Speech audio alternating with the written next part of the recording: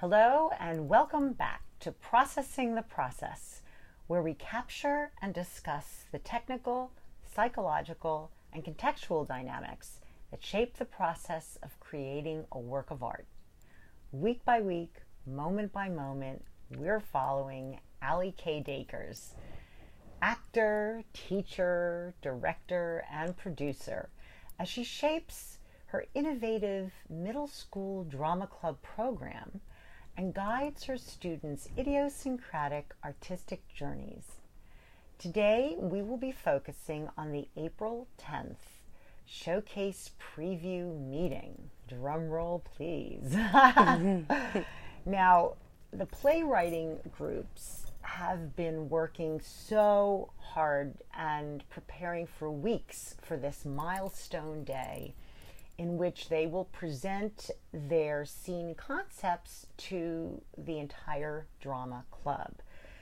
And while the showcase preview, generally speaking, is very, very exciting, it can also be a little bit difficult for the kids whose ideas don't make it into the final showcase. So anticipating that might be the case, Allie met with her now 3 high school mentors, one of whom is new, well before the meeting began. And she taught them how to spot kids who may be in distress or showing the initial signs of distress, and to help them deal with the reality that only a few scenes are ever developed and ready for the final show.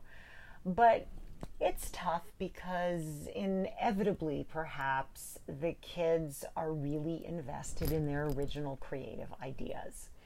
So, Allie, how did you advise your high school mentors in terms of what to say and what to do if, in fact, they do spot a kid who's having trouble? Yeah. Well, word choice is key. We want to stay away from just purely negative word choice. We don't want to ever suggest or use language like your idea is not good, or it's bad, or it's not going to work. Even just something like that it doesn't work. We decided that it's not going to work, but there are different ways we can say that. So I like the kids to get tangible reasons as to why they may not work. So instead of just saying it's not going to work and leaving it at that, or saying the idea is stupid, of course, obviously we don't use words like that. And I mean, I typically don't have to my mentors aren't going to use that kind of a language. Just criticizing mindlessly, but they don't necessarily have the actual language. So I'll say this detail doesn't support the arc of the story, or I know you think this is really funny. It's great that your scene has an inside joke, but that's the thing. It's an inside joke. It won't play well with the audience. The audience will be left confused. Things like that. So if we can find the tangible reasons why something is not going to be as viable as something else, or if it's going to bring the scene down in some kind of a way. We just want to understand that it's not about criticizing the person themselves, that we can detach ourselves from our ideas as much as we might love them and be attached to them. We have to remember, and this is where my mentors will tell the kids, it's not you that is being criticized. It's the fact that this puzzle piece doesn't fit with this puzzle. Maybe this puzzle piece can fit great in another context, another place, another something, but in this particular realm in which we're working, this piece isn't going to fit, and that's okay.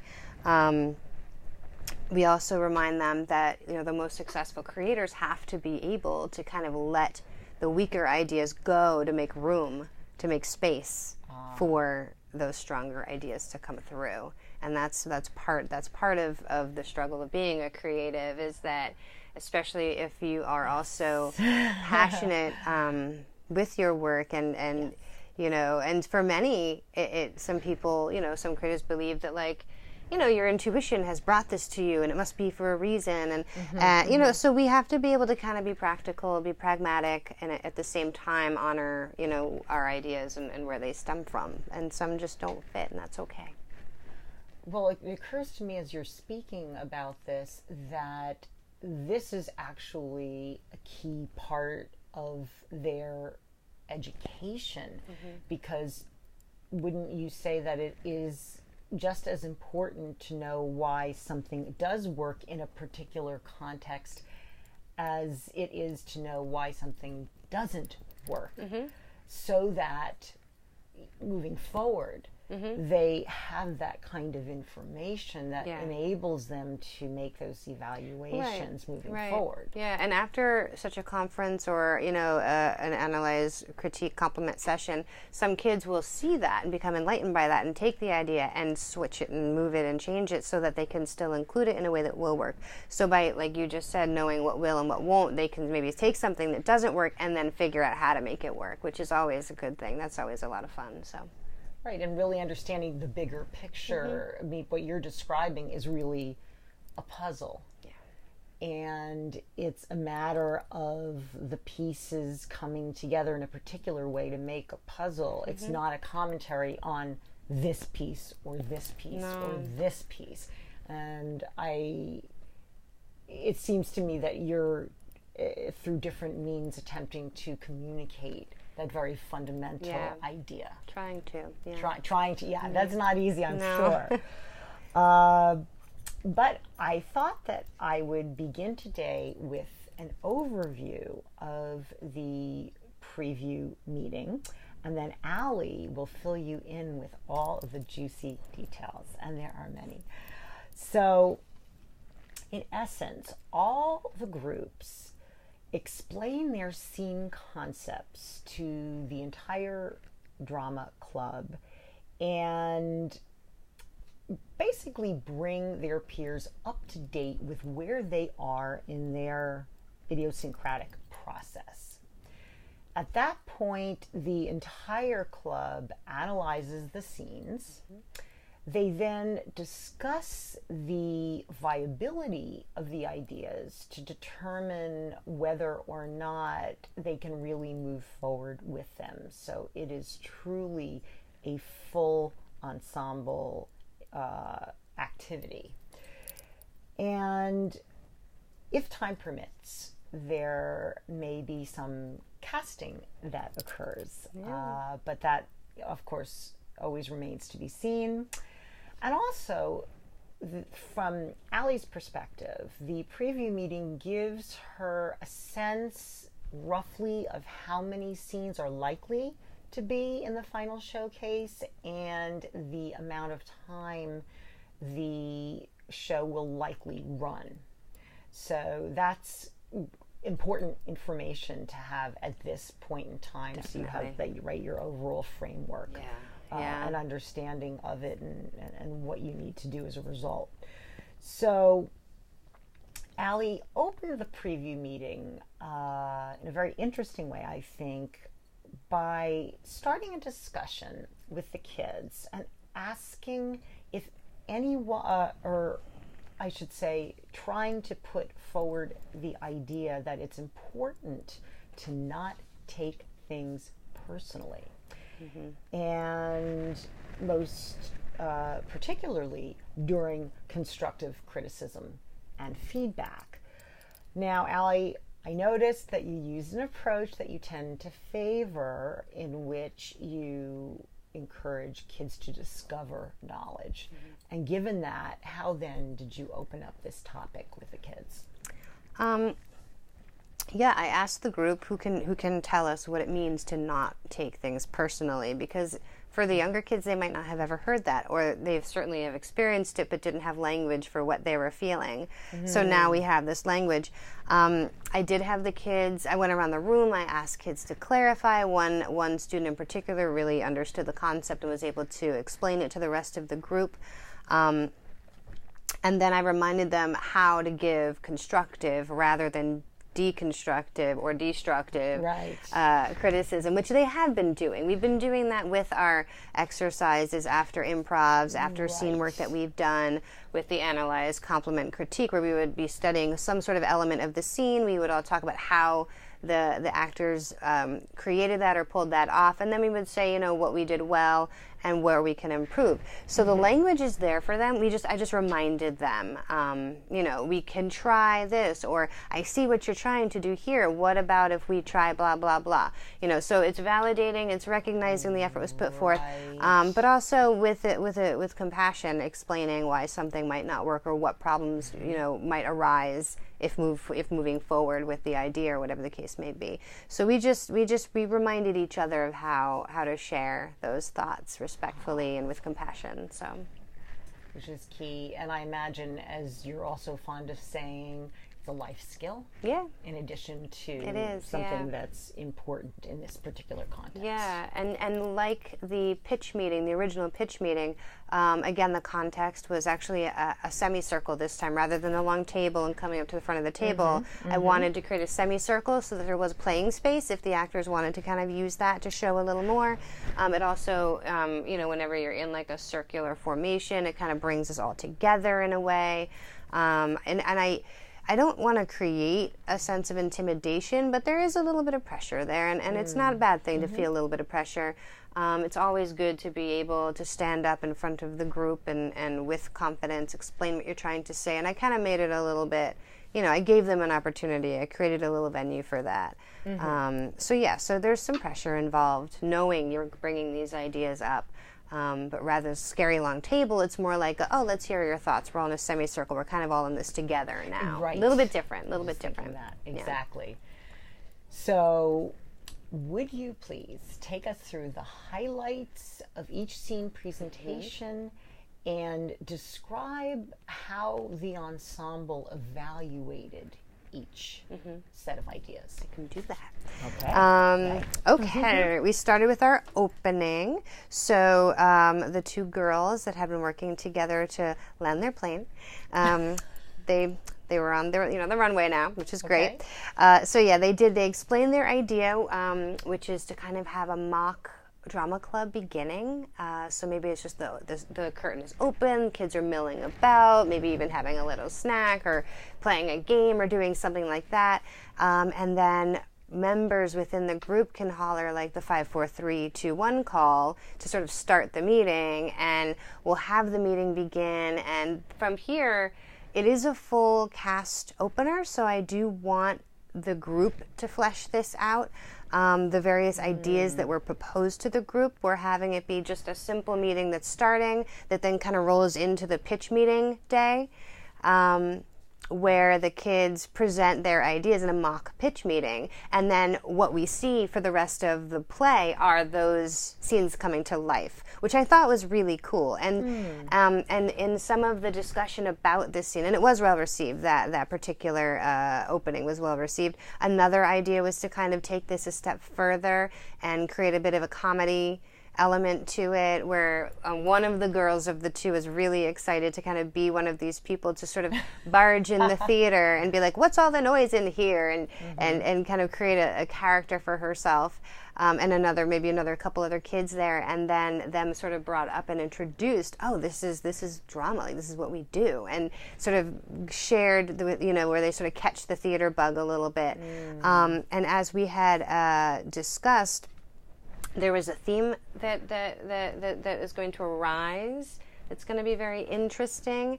And when we get to that, I will share a little bit too, which I thought was a great element that another student suggested once we finished with the preview meeting and kids actually started to talk more in detail about the various scenes and how we might develop them a little further. So the next, and the kids, I said, they really did. It was well received. We're going to need to dedicate a good amount of time to this, or we won't. If it's something that, because they have the routine already, it's not anything that they don't know how to do.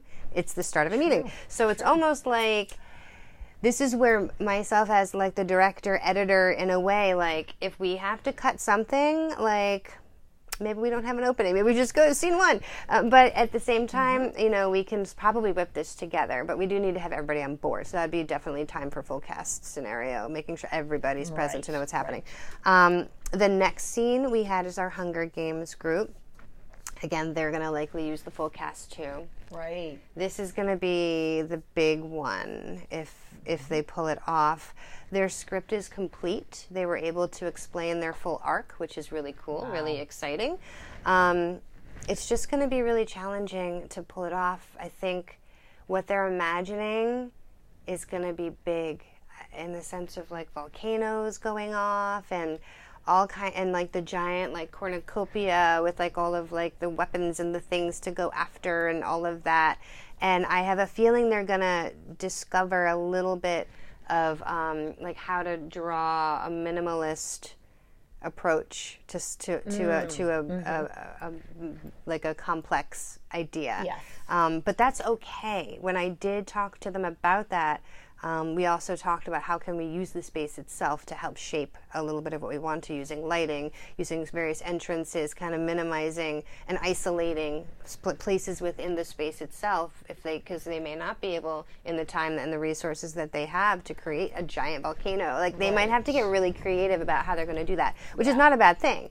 It's just there's our expectation. We're here, we got to see, okay, realistically where we are. It's not throwing ideas out, it's making them work in the context in which we have available to us. So they're doing really well. I'm probably going to have high school mentors really focus on that scene because it's actually a really good vehicle for the mentors to work on, because it's good, it's decent writing, it's good writing, it's strong, interesting characters, and I can kind of chunk it out and let mentors take a few kids work on that scene while I might do something larger, like a choreographed fight scene or something like that. So when you have these smaller scenes with just one or two actors in them, that's really great for high school students who are working with people younger than them, because it's very concise, it's very there, and they can kind of play a little bit and get their own directing chops kind of exercised a little bit. I'm also, that is a group of kids who I actually share some common time with during the day, like free time, which is amazing. So I have a feeling because of the size, I mean, we're talking, I think it's like 8 scenes. It's like an 8-scene play. Now, it may not be more than 15, 20 minutes, depending on how we do it. It might even be as long as a half an hour. I don't want it to become that long. I want it to kind of be almost like a snapshot, like a fast-moving snapshot sort of a play. But within that, there's these moments that are like, they're like hot and fast. You know what I mean? It's very intense, so we can capture that. But we don't have to necessarily have that be a long, drawn-out arc, because I think the context in which the main character, they've written her, is that she makes decisions quickly.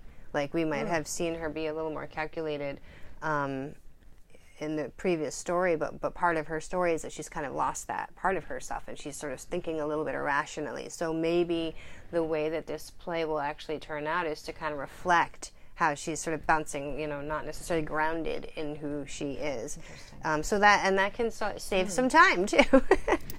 But the girls, they were really conscious about not over writing, like we had talked about those rabbit holes. So it's interesting because now we even do have room where if we are missing elements in text and maybe we need to go a little deeper, we have a little wiggle room to do that, which is great. So it was well received. The kids are excited about that. The next group we had was the game show girls, where they get sucked into the game show and potentially become robots if they fail their mission while competing. They had a little trouble. Explaining their concept. They did.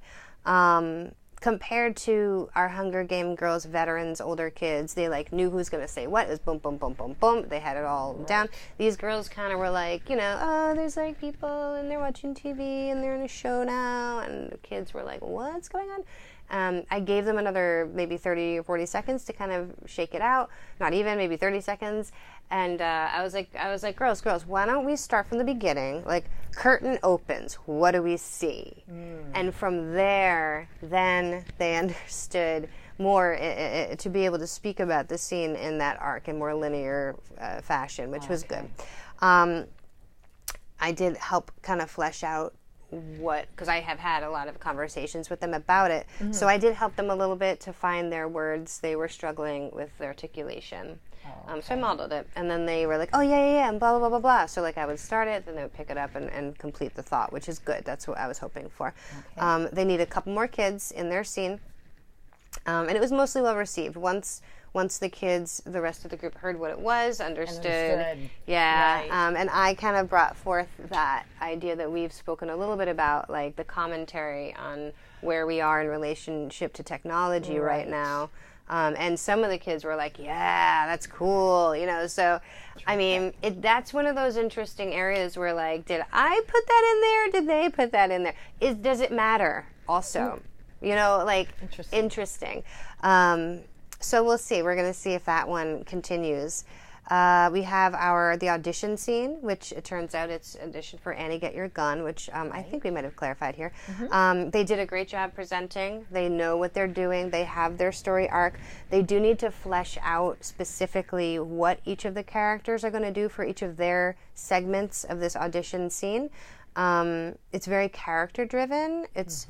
This is a real puzzle piece scene in the sense that the girls, very much so, and a couple of guys, very much so working together on board, they also take some time to kind of break off and like work on their little routine and then bring it back and ask a friend, what do you think? What do you think? We also have a partnership within the scene of the director and like a stage manager type. So they're figuring out what kind of dynamic they want to have. If it's a power struggle, if it's actually the assistant that's kind of keeping the main director together and the director is like, foibling everywhere. So we had some conversations about how many opportunities they have for their own character relationship and how they want to cultivate that. So they have some work to do there, but they're excited. A lot of opportunities there. Also well received. The group liked it, thought it was going to be cute. We have our dead memes.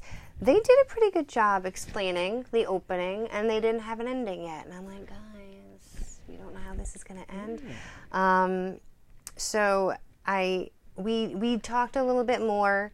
When I clarified what I knew, we were then able to kind of figure out what it is that they, what it is that they want to do, and that we sort of explained that this is an existential scene, which was interesting. That reminds me of a question I wanted to ask you. Do you think that the playwrights, I'll call them playwrights, yes, right, had this concept of an existential crisis in mind when they wrote it? Or was this sort of a overlay after speaking with you? Yeah, well, they didn't use the word existential, but they did use the word like relevant, important, things like that. They understand that that they were creating a scene that was exploring when and how something is deemed relevant or no longer relevant. And then I took that as an opportunity to springboard to teach about the genre. I did say, what is it as existential? What does existential mean? I think a 7th grader did know and did explain it and was able to talk about that. Yes, this would be considered an existential crisis type situation. But yeah, then I was able to springboard off of that to teach about the genre. And kind of allow that to build on their own knowledge. So that's that's how we do. And then this particular scene wants to have a lot of kids because at the very end, which they did figure out they figured it out sort of in context of the conversation. That there's going to be a meme dance troupe at the end because they're in this graveyard and kind of Thriller-esque. They're going to have little tombstones that they're going to make, like cardboard, whatever. And we're going to have, if whoever is interested in the cast wants to be a part of this, will like rise up from the grave and like be their meme character, whatever, in some kind of a little dance that they'll choreograph. That's already, the song is written. I don't know if it's written musically. I know the lyrics are written.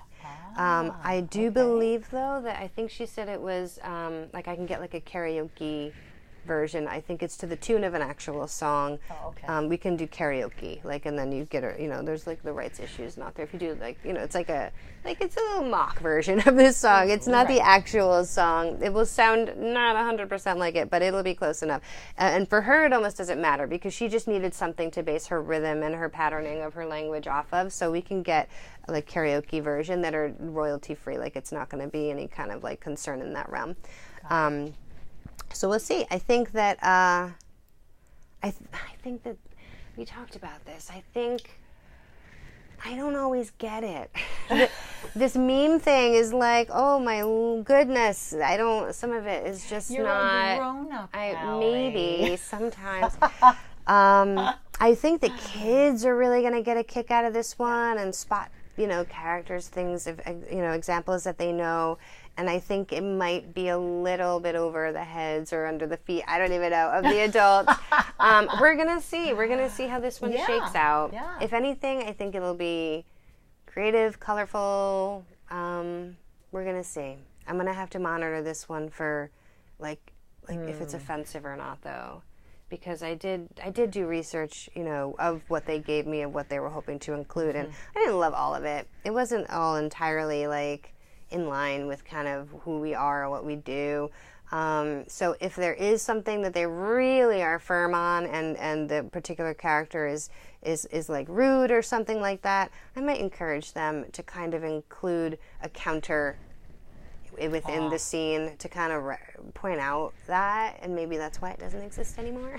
But again, I'm not here to tell them exactly what they should be doing or tell them, censor them, I guess. But if we cross certain lines and it's just flat out rudeness or obviously offensive in any kind of discriminatory way, that's absolutely going to be addressed. So that's going to be something I'm going to need to kind of pay attention to make sure they don't cross any lines, because they don't necessarily know what that line is all the time. So I'm here to teach them what that line is. So that's right. Yeah.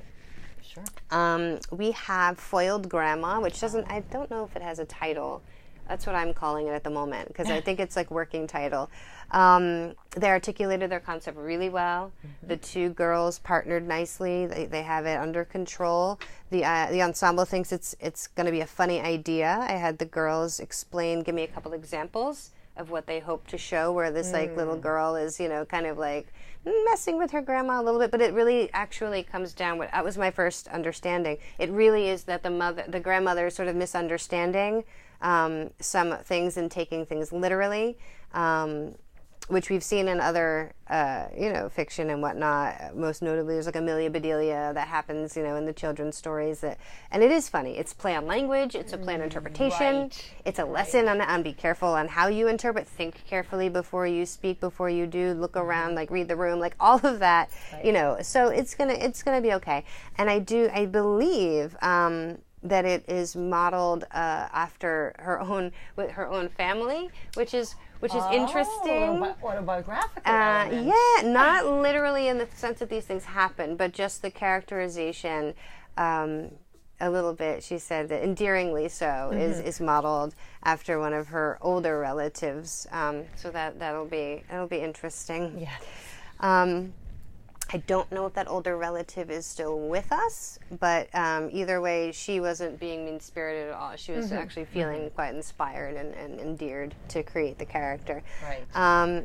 Then we had, later, the boys show up because they were in sports, so they did miss that preview, and actually a couple other girls too. So once we were done, with the preview, we broke out, we continued to work, we continued to do all of these things, and I had the boys show up with a couple other girls. I say boys only because I'm about to talk about their scene. The girls that showed up were already in scenes and joined their scenes and went to work after I sort of gave them the what we just did, gave them the information. Mm-hmm. So what they decided that they wanted to do, they were like, wow, that's a lot of dark stuff. I was like, it kind of is. It's a little dark. They were like, let's maybe bring some lightness into this. Maybe we'll do like a comedy routine or an open mic night or an improv. And I'm like, that's a great idea. And I actually really did love that they came up with improv, because they are very busy, but they really do also love to participate. And I'd spoken to them before about different ways they can kind of make that happen. Right. So these are the boys that we spoke about, that did mention to me, our other scene is, I think we're going to abandon it, and they did. The cringe comedy is gone. It's out. I did touch base with everybody, and so they're at a loss a little bit. And so I suggested that when they said they wanted to bring something a little bit lighter, I did suggest, there's Abbott Costello, there's all these like duos, these tag team comedy, groups that do all sorts of things, and you can keep it light and very in control. Like, you can totally manage this.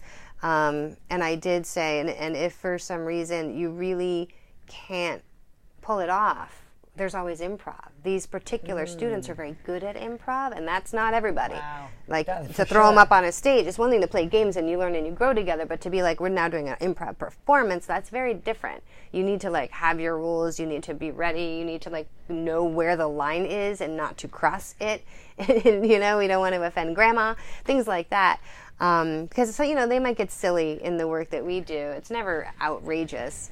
But it's a different level when you're doing this for performance. But they're capable. So I said, if everything, the rug gets pulled off from under you and you just don't have the time, right. If we practice for a couple of days and you guys get together and practice your games for a couple of days, like, you'll be okay. You'll be able. We could do a segment, a 3 to 5 minute segment. So they were excited. So they did do some brainstorming. They have a little. They have a little arc. It's going to be like a stand-up routine, like at an open mic night. So they'll have an MC who's the open mic, MC leader guy, and introduce the duo, and they'll come out. They'll have their little ba-dum, psh, and it was so cute because I think I mentioned this too. We were working we broke out now, so they got caught up and everybody broke out, and I'm going around, and one of the boys runs over. He's so serious. He goes, "Can we have a drum?" I go, "What?" He goes, "Can we have a drum?" I go, "Like now?" He goes, No, for the scene. To be like, boom, psh. I was like, "Yeah." And he goes, "We got it!" And then runs off. I was like, oh my God. Great. I know, I do. Those are the things that make me love this. They're so cute. But the thing that was super interesting is that a theme emerged. Exactly. Yeah. And when all of the presenters had finished explaining the details of their scenes, Allie took that opportunity to note that most of these scenes revolve around the theme of competition. And Allie, you told me that the kids found that to be quite interesting, particularly since it really evolved in an organic type of way, meaning that the playwriting groups were really operating independently and had minimal knowledge of what the others were doing, and yet wound up pursuing very similar paths. So the discussion evolved into, well, might we take this theme of competition and bring it to the foreground so that it's sort of an overarching concept? And if so, well, what might that look like? And they kind of brainstormed some ideas about that. Do you think, Allie, any of the ideas that they kind of tossed around are actually viable to make this happen? I do. Do you mean in terms of the theme? To have this as an overarching theme and tie everything into it. Yeah, I do actually. One of the kids really kind of came up with something pretty awesome, which I sort of teased a little bit earlier in our conversation today. She said, well, what if we have the pitch meeting, like the opening scene like I described, but then it almost turns into where the kids are like, well, my idea is better. No, my idea is better. Oh yeah, let's see. And then it can kind of go into scene one, whatever that's going to be. And not to say, I don't know that we could do it in between every single scene, potentially. It really kind of depends on if they can get it together to do that. But then maybe in between every other, or in between, and if it is in between every scene, that's great. A couple of kids coming out, maybe the head writers say, oh yeah, well that was all right, but wait till they see my scene. And then the next one, or wait till they see our scene. It's about this, it's about that, da da da da, and then just kind of opens up into the next scene. So we have now a through line where the kids themselves are sort of bantering back and forth. You can also pepper in like various knowledge that they've learned throughout the year with that. You know, it's a vehicle for them to be like, oh yeah, well, you know, the arc of mind is so strong. Look at the climax is going to blow your mind, like, or whatever. You know what I mean? And it's like, oh yeah, well, our use of, you know, I envision, you know, the stage turning bright red during the battle. Like, it can actually like show a little bit of the planning process behind the actual scene, and then see the scene. So it's kind of cool if they did that. They also had that would be an example of a viable way to thread through this. And again, I don't know how that would conclude. We would need to discuss and have them figure out and decide if there is in fact a winner or something like that. They had said too they wanted to kind of maybe put it, one or two kids said they wanted to sort of put it to the audience vote. I'm not loving that. Not really why we're here. Yeah. And I don't want to make anybody, you know, that's not why we're here. We've already gone through the process of what's better, what's not. Like, we don't need to like rehash any potentially hurt feelings after we just spent so much time understanding that we have, you know, let it go. But I do like that they did want to give some shout outs to ideas that we know now haven't made it because they weren't developed ever. Right. Bringing back some of those early ideas that were in that original pitch meeting, you know, to kind of give a little shout out to the ideas that lived for a moment. They're, you know, 30 seconds of fame in that meeting, which I thought was actually kind of nice, you know, to sort of get the bigger picture and give a little respect to those ideas that don't make it. They live somewhere. They just live out there, you know. So those are a couple things that we can include. Not viable. I would not want to turn it into a literal competition on the stage with like audience, you know, applause deciding something. I don't really want to stem that. I go that way. Is it possible, on the other hand, that you may decide not to use it as a through line? Definitely, yeah. Absolutely. Which adds another layer of complexity and under it really under does. Time pressure. It really does. It would literally be something where we would have that opening scene, which probably, if we're going to do it, we're going to do it. Either it's just going to be, hey, here's an idea, let's do it. And, you know, here, with meaning like the pitch meeting will open and we'll say, what about this scene, this scene, this scene? And then we can just see them in succession with nothing in between. Or we can, if we have the time, include that bit of conflict and then pepper in maybe every 2 scenes, and I think maybe we'll have 5 to 7 scenes. I don't really know based on what I'm looking at. I don't know. I literally don't know. I don't know. But yeah, it is a layer, and obviously the meat has to be prepared before you, like, I don't know. That's a bad analogy. But yeah, it's definitely a layer that I may not bother with. We'll see. That can be optional. It's optional. It's optional. So that takes a little pressure off. Yeah, it does. Well, this also was the first meeting that lasted until 5 o'clock. And I know, Allie, you were initially a little bit concerned, wondering, will this 2+ hour meeting result in the kids losing focus as you get a little bit later? Might productivity take a nosedive as the clock ticks toward 5? So now that you've been through it, how would you assess the effectiveness of that long meeting? This particular meeting was really successful. I was super pleased. Very productive. The uninterrupted work factor was there for us, which we know we've kind of been like little bits of time here, and kind of trying to sew it together. So I felt that it was really successful. In terms of the energy in the room, because we just had the preview, people were kind of fired up, so they were like, all right, let's get to work. So that was really great, and that was like the full second half. So it was like a full hour of working after the first hour was like our warm-up and our meeting. So they had a lot of really good time, you know. And then I had the kids join us after they finished with their previous commitments. So we had a pretty good amount of kids there, so it was good.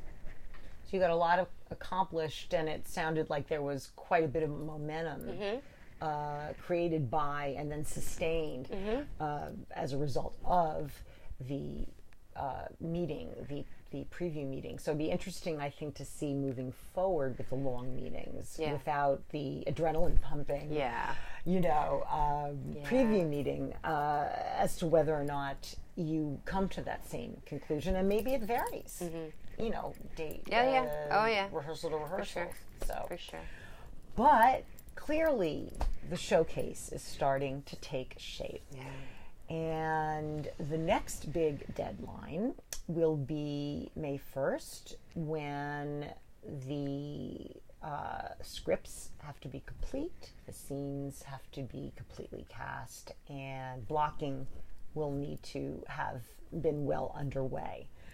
And at that point, on May 1st, we have about 1 month before the actual show takes place. So, as a last question tonight, Allie, as we kind of take a step back and reflect on this very interesting preview meeting and what was accomplished and what, especially in your mind, became a little bit clearer in terms of the path ahead. Have your concerns about time eased a little bit now that we've gotten to this point? They've eased? Yes, they've eased. They've eased in the sense that I have a blueprint. Even if, again, things can get dropped from now to opening night. They really can. If the kids don't get it together. And it's not me being like, you didn't get it together. It might be.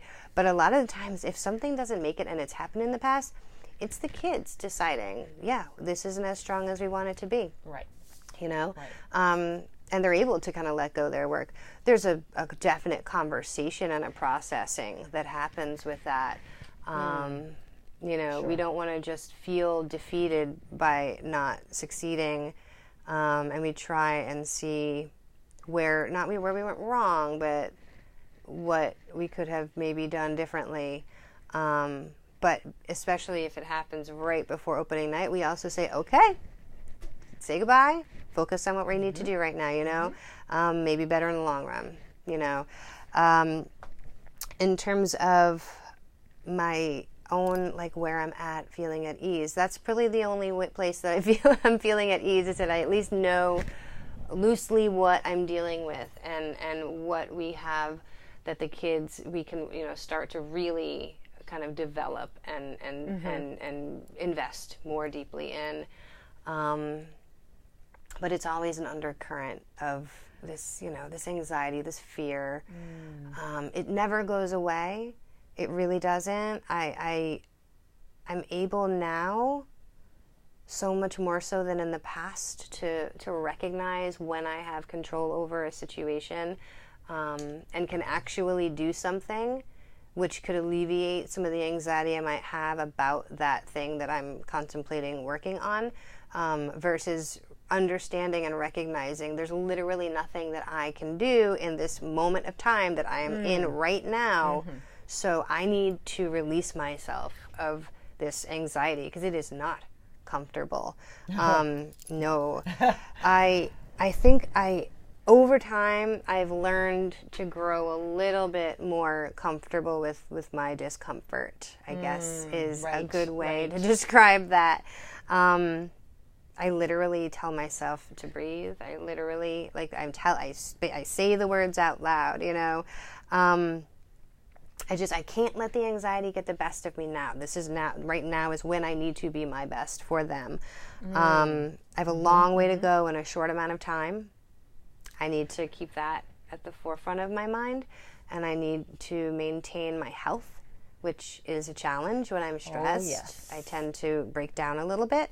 And I need them also to understand that they have a long way to go with a short amount of time. If they're up for that challenge, I will do everything I can to create the environment to help them be as productive creatively as possible, while having fun at the same time. Because you can be productively creative, and because someone is like making you feel like you have to show up and you have to be here and you didn't do this and we have to blah, blah, blah. And that's not where I want to stem from. I want to stem from a place of, this is how much time we have to bring this to life. we're going to vitalize this. We're not just going to like check boxes and we did these things. So when I'm really feeling that anxiety creep in, I also try and tell myself that too. We're bringing something to life here. This isn't like a doomsday. We're not counting down till doomsday. We're counting down to like the birth of something, so there's lots to do to prepare for that. But when it's here, we're going to welcome it with open arms. You know what I mean? And be excited for it and celebrate it.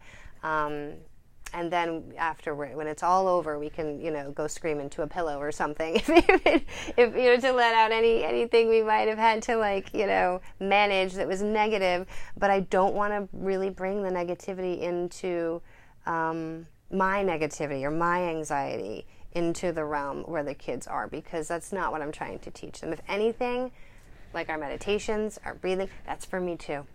It's for all of us. Oh, yes. So that's what I'd like to teach them with regard to managing moving forward as we do.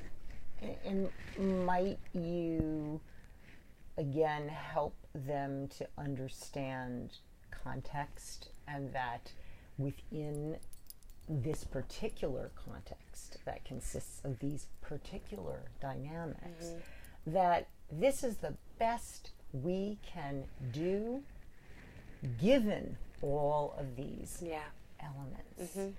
And it seems to me that that's really, really important, because if any of these elements were different, if you had 3 more months, I'm just picking something out of the air, if there were not other kinds of constraints, if they didn't have to split themselves in 10 pieces to do everything that they have in their lives. I mean, you know what I'm saying? That what could be accomplished may be different. But in fact, what I was thinking about as you were describing your experience is that I'm imagining that this is not only specific to Allie, but also has a universal element for directors of theater under any set of circumstances. I would imagine that it is an anxiety-inducing experience, even under the best conditions. It is. Right? I mean, for me it is. Yeah. I have to believe that this is something that you all share. That anyone in a theatrical production shares at whatever level you're talking about. So, and maybe that's again where the understanding of context, I think, becomes very, very important. Yeah, and the worst anxiety comes not when I'm actually working with the kids. It's when I'm not working with the kids, and the lists grow, and they grow in your head, and that there's nothing you can do. So really, it is that feeling of helplessness in the context that you're in, which is, not when you're working with them. You don't, that's when you have to kind of push that away. But when I'm actually doing the work with them, it's there's not a lot of anxiety there. That's the joy of it. So is that, you think, because you're really immersed in the process that you love so much? I think so, and I take a lot of steps back. I take a lot of moments, and I take pictures, and I take moments where I'll just stop and look around and watch the groups, just observe them. Because it's really beautiful to see them working. And no, not every single moment is like that, but when that is like that, it's beautiful, it's lovely. Well, this will be interesting once the show is complete and we meet for the final time with Allie, to find out, what your perspectives are, and maybe compare and contrast the way in which you evaluate what occurred with what you anticipate now.